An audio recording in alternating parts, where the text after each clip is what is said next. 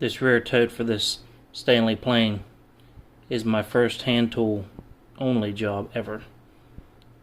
I sawed the wood, planed it to thickness, shaped everything with some rasps, some files. You can see all my junk laying here. But this is my first one ever. I'll do some sanding on it and some finishing. It'll look just as good as ever. What do you think? Leave it in the comments. Like, subscribe. Thanks.